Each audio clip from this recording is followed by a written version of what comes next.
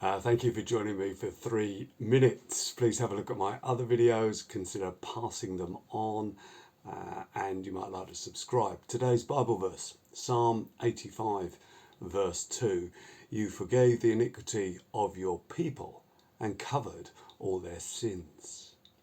Obviously, the psalmist is writing about God when he says, you forgave the iniquity of your people and covered all their sins. And he's making reference to some past discretion that required forgiveness and when God restored his people to his favour. But now the psalmist goes on to ask God to act in the same way again. He's reminding God of what he's done in the past so that God will do the same again, be consistent to his nature, to once again to forgive the people's sins. Often I think about my own sin, and rarely do I think about the sins of my people. Let's say the sins of the nation of which I'm a part. We are, as a nation, very individualistic, and we do need to think about our individual accountability before God. But what about sins as a nation? Recently, our sovereign has died, one who reigned under the sovereignty of God himself. Queen Elizabeth took her Christian faith very seriously. I wonder if she ever prayed like the psalmist as she considered her nation.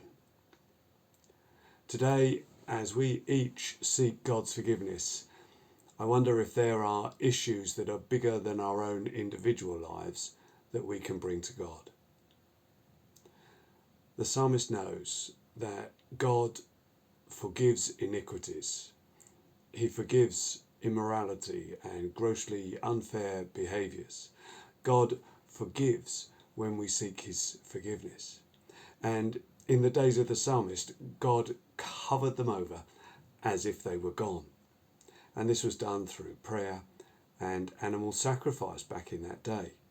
But right now, what God does is he obliterates his people's sins. They are gone forever, permanently, when he forgives, because his forgiveness is done through the sacrifice of Jesus.